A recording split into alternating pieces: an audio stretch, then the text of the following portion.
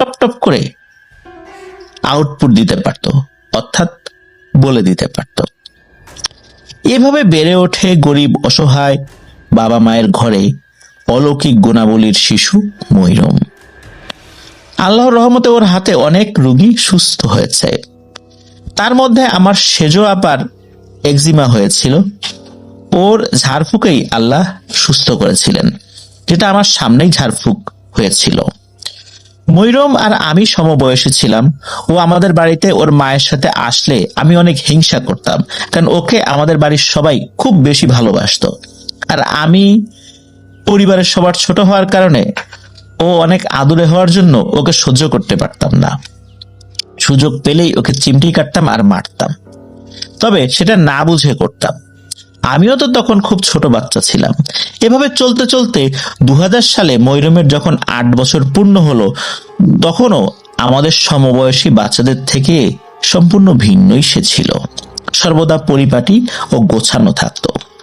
মনে হতো বড় মেয়েদের মতো আচার আচরণ, এবং সে খুব শান্ত স্বভাবের।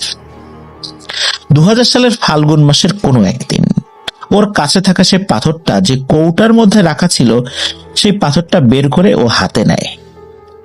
আবারও সে পাথরটাকে দুধের মধ্যে ভেজাতে চায়। ওর মাকে কিছু দুধ এনে দিতে। ঘটনার মাঝখানে একটু কথা বলবো। আপনারা যারা এরকম টাইপের ঘটনাগুলো শুনতে পছন্দ করেন, মানে কোনো অ্যাড নাই, আমরা আমাদের চ্যানেল কিন্তু মনিটাইজ করা না, কোনো অ্যাড নাই, কিছু নাই, জাস্ট ঘটনাটাই শুনতে পারবেন। আপনার ভাইয়ের ঘটনা বা রাসেল ভাইয়ের ঘটনা, ওই ঘটনাগুলো মিক্স ঘটনাগুলো যেগুলো আমার কাছে বেস্ট মনে হয়, ভালো মনে হয়, ওগুলাই বাছাই করে আমি আমার আইডির মধ্যে দিই। তো আপনারা অবশ্যই আমার চ্যানেলটা সাবস্ক্রাইব করে আমার এই চ্যানেলের পাশে থাকবেন। হ্যাঁ, আর অত লং স্টোরি না, এই আধা ঘন্টা বা 1 ঘন্টা এরকম, জাস্ট ঘটনাটাই একবারে সুন্দর ভয়ঙ্কর ঘটনাগুলো আমি বাছাই করে আমার এই চ্যানেলের মধ্যে দিব।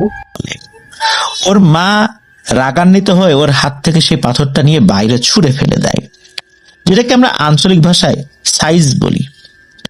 ঘরের আঙিনায় যেখানে পাথরটা পড়ে, সেখানে রাত্রে ওদের বাড়ির অনেকেই অপবিত্র করত।